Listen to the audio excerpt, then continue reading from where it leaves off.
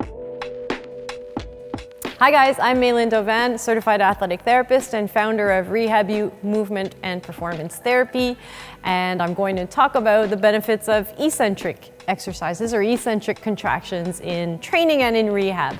So if you've seen my capsule on the benefits of isometrics, eccentrics are also a little bit of a lost art. So again, the focus often is on accelerating weights, and we often forget that we will be more efficient at accelerating weights if we first learn to decelerate weights. As a matter of fact, a lot of people who study the nervous system and all that kind of stuff, if you're interested in like kind of brain-based training and that kind of stuff, they will tell you that the body and the brain is actually wired for deceleration. Why? Because we've always got gravity acting on us. So understanding how to decelerate a weight, being able to master eccentric contraction is very important, and you've probably seen it yourselves with clients sometimes, as you see clients in the gym that are able to accelerate a fair amount of weight, but when you ask them to really slow down the eccentric portion of the weight, suddenly they don't really know, for example, in the squat, where their hips should be, where their shoulders should be, once you ask them to kind of slow that down, okay? So that awareness piece isn't necessarily there. So eccentrics, and the studies will show that eccentrics require like a different motor strategy. Okay, so there's a lot more motor control involved in eccentric contractions versus isometric and concentric contractions. So they're very useful in repatterning and creating new movement patterns. So one of the things that I like to use a lot, either when someone is coming back from an injury or if we're working on someone where we want to make them more efficient at transitioning from the eccentric concentric contraction, or just more efficient at throwing the weights around, which is what they want to do, is to really focus on a super slow eccentric contractions. Now we're used to thinking of slow eccentric as like 3 seconds, 4 seconds, 5 seconds. That's a slow eccentric, right?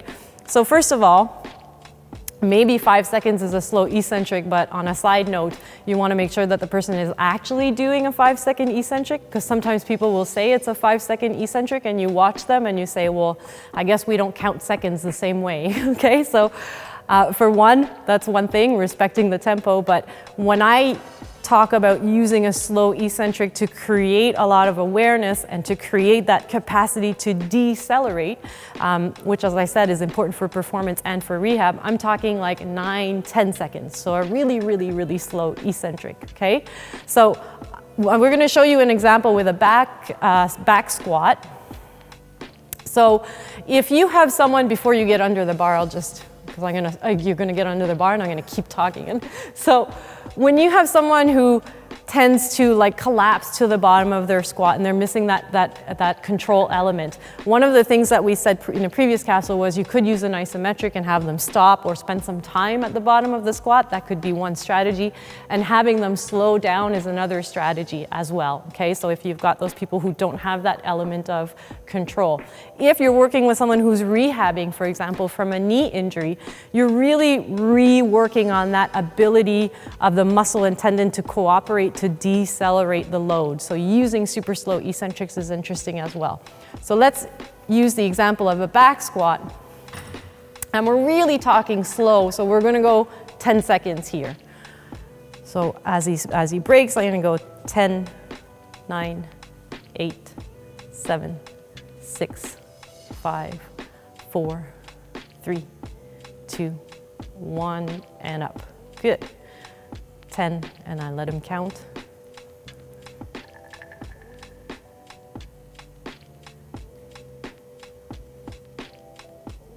Awesome. Good.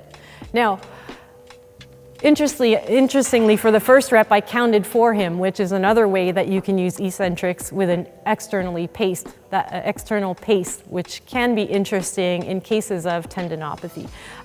One of the things that brings about, both external pace and making an eccentric really, really long is it's going to create some rep to rep variability. So if you're dealing with tendinopathy where they tend to have lost that movement variability, it can be interesting, okay? Now, another effective use of eccentrics and why they're interesting is we know that we can overload on an eccentric, right? Like we're stronger in the eccentric contraction than the concentric contraction, so that can become interesting as well as far as increasing strength.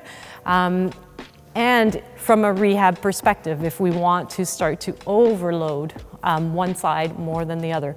We're going to show you an example of a 2-1 eccentric where you're doing the eccentric portion unilaterally and then coming up on both legs or limbs for the concentric portion, allowing you to really overload that eccentric portion, which means that he can use more weight than what he would be able to do if he was doing just a single leg RDL, because he's doing this 2-1. So he's going to come down on one leg for the eccentric portion, and then to come back up, he's going to assist with the other leg.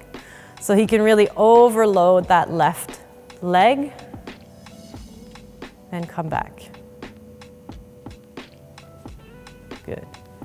And again, obviously there's also an element of control, which there always is with an eccentric contraction, and which is what I think is lacking a lot of times when people have jumped into a situation or a type of training where they're going quickly through reps, they're accelerating weights a lot, and there's a time constraint, or there's some sort of constraint that's making them work fast, so they're having to focus a lot more on accelerating the weight and repeating a lot of repetitions versus slowing it down and controlling weight. Okay, so eccentric contractions, a little bit of a lost art that we need to reintegrate, because it can be very interesting from a training and performance perspective, because if you learn to decelerate weights more efficiently, you will accelerate them more efficiently, and obviously from a rehab perspective for all kinds of reasons.